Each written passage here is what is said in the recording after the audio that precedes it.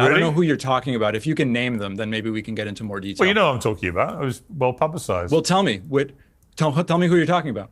I can't remember their exact names. There were two gold medal I see. winners. Well, I can find Yeah. them now if it helps you. I don't know why the names matter.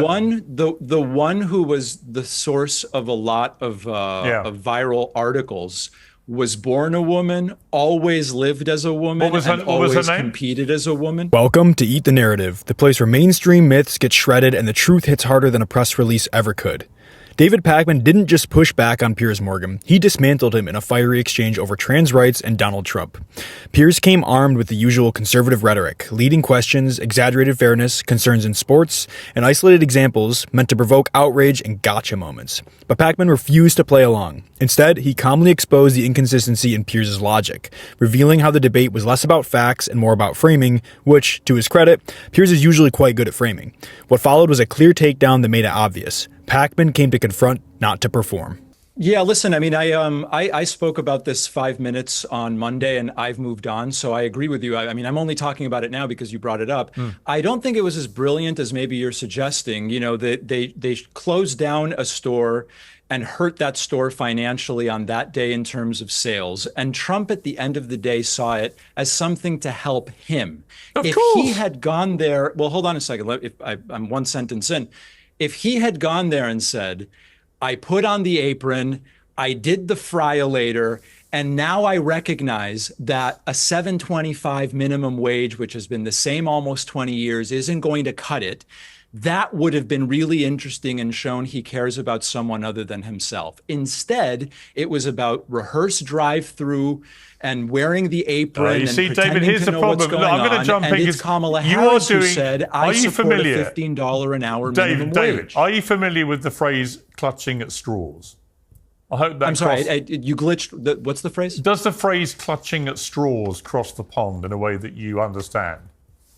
Piers, you brought this topic up. I'm No, what I'm clutching saying at is, nothing other than you saying following the your only lead. way it could work would be if Trump banged on about the minimum wage. You're missing the point. I mean, let me bring in. I'll bring back Kevin here because you're a business guy. You're an entrepreneur. Just as a pure bit of political theatre, I thought he was genius, utter genius. Honestly, I did. I mean, most of this material is seen in 15, 30, 45-second visual bites. And I think for him, it worked. I mean, yeah, people are talking about the fact that Secret Service had to check out the people in the car that took the bag. But I don't think the majority of people that watch that on TikTok or Instagram give a damn.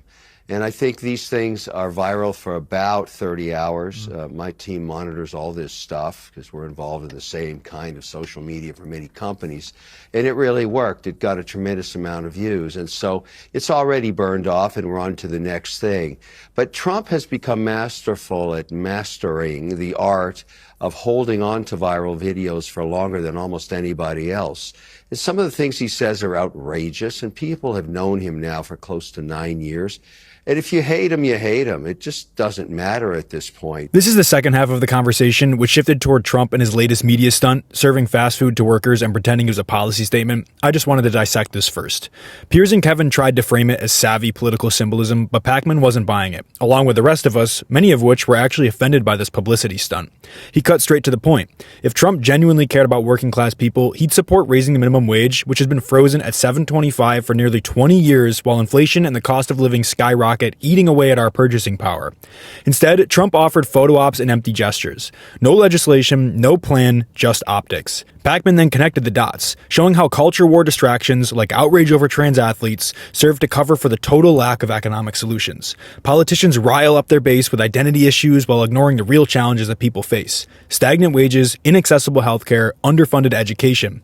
In the end, Pakman reminded viewers why facts and substance matter, because while right-wing pundits chase headlines, voices like his focus on what actually improves lives. Now, let's move over to the first half of the heated debate, which was over transgender athletes. When the average American sees that both Joe Biden and Kamala Harris now support this unfairness, and that's what it is. It's just unfair. It's nothing to do with being transphobic or anything else. It's just unfair. And when it's supported by a report like that from the UN, that's one of her problems too, is that people think they're supporting the indefensible. They lack basic common sense. What do you say to that? I'm struggling to think that you're taking this any more seriously than as something that might generate clicks on YouTube, Piers. Wow, you Because don't think that's serious? Hold on, Piers, I can't even get a sentence out. What, you don't think it's serious? Hold on a second. The vast majority of those instances in the UN report are outside the United States and have nothing to do with the president or vice president of the United States at its face. And secondly, I would challenge you to tell me the quotes that Biden or Harris have put forward wherein they have weighed in on how sports leagues should be handling these decisions. But 92% of that study is not even in the U.S. So I don't even know why you're bringing this up. What's that got to do with the principle of the principle? I'm sorry? What's that got to do with the principle? Well, the principle is you're saying Kamala Harris and Biden have come out in support of this. They do. They support policies which actively protect. They support policies that protect transgender athletes performing in women's sport. And I think that is madness. You're saying, well, because most of these things in this UN report were outside of America, it doesn't matter. It does matter. What I'm saying, it's a completely contrived issue that almost no one cares about in every single opinion poll. Wow. You see, I think that's incredibly deluded. People do care about it. They care about the integrity of women's sport. It just doesn't show up in any opinion poll as a primary issue. Not top 10, not top 20. Out of interest, do you think... They care about it, but it doesn't show up in a single poll. What's your view? Do you think it's fair? I think that it depends on the sport, and I think we need to talk about this for probably 90 minutes to really have a productive conversation. Piers relied heavily on tired culture war tropes about transgender athletes, painting the issue as one of basic common sense and blaming the Biden administration for imagined injustices. But Pakman was ready. He immediately challenged the relevance of the UN report Piers cited, noting that it focused primarily on international cases and had little to do with U.S. policy, let alone anything Biden or Harris have explicitly said. Biden and Harris are often quoted a lot more harshly compared to what they actually say on controversial topics. Pakman, who recognizes this, follows up with asking where either leader had ever commented on sports league rules. This was met with complete silence. What Pakman drove home is that this issue is being inflated far beyond its actual impact. Most Americans are far more concerned about tangible issues like the cost of living, housing, healthcare, and employment, not fringe debates about who's competing in a niche sporting event. It's just unfortunate that this captures the majority of the attention of the MAGA right. He also emphasized the complexity of the science and policy behind athletic participation, calling out the shallow thinking that frames the topic as just black and white. Really? So when you saw the Paris Olympics and you saw 2 gold medal winners in women's boxing, who actually were born with biological male chromosomes, you think that's right?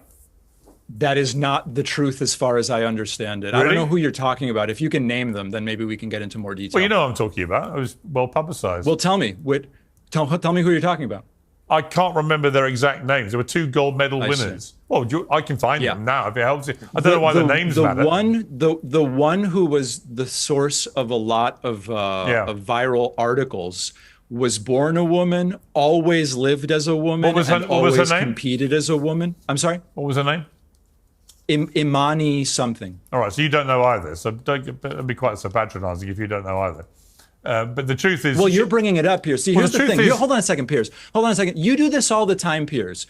You bring something up, and then you evaluate your guest's opinion as to how much it matters. You brought it up. If it doesn't actually matter, don't bring it up. No, just to be clear, you were haranguing me for not remembering the name. I said the name's irrelevant. What's relevant is whether the gold medal winners have biological male chromosomes when they're getting into a boxing ring they do not. And punching women in the face so hard that one of the women competitors, a female, quit after 45 seconds. Yes, because she'd never been hit that hard. There is nothing to the story that the boxer that prevailed was ever a man. Wow. Just nothing. And yet you know nothing. that they... There's no evidence of it. It was a viral right-wing story based on nothing. Hang on. You know that boxer was banned from the World Championships precisely because there is evidence. You know that, right? Yes. Do you know the details of that, Piers? Do you know? Tell the full story. Go ahead. Tell the full story. That boxer was banned, along with the other one, from the World Championships because it has been reported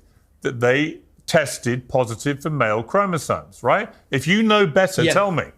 That's not the full... I do know better, and I will tell you. That was done by a Russian lab who had an interest in disqualifying her because it jeopardized the undefeated record of a Russian boxer. It's just, that's all they have, and it's totally debunked. Piers, I thought you were better than this. It's not debunked, and you'll regret saying that because it's true. When Piers attempted to cite examples of male-bodied gold medalists, he couldn't name a single one. Though he claimed the cases were widely reported, he quickly admitted he lacked specific details when pressed. Typical conservative quote-unquote fact. That's when Pakman seized the moment, pointing out how absurd it is to build a political argument around examples you can't even properly reference. Piers tried again with the story about a boxer supposedly disqualified due to chromosomes, but Pakman cut through that too, explaining the accusations stemmed from a compromised Russian lab and had been thoroughly debunked. Instead of reconsidering, Piers doubled down, warning Pakman, "You'll regret saying that." Resorting to ad hominem is always a great debate strategy, Piers. Pakman, by contrast, focused on evidence. He made it clear. If you're going to accuse trans athletes of undermining fairness, you better come with facts, not rumors. And pretending this issue dominates voter concerns when polls show otherwise, that's just political theater. That's a wrap from Eat the Narrative, where truth isn't polished, it's weaponized. If you guys enjoy this content, please leave a like, drop a comment, and consider subscribing. I'll see you in the next video. Peace.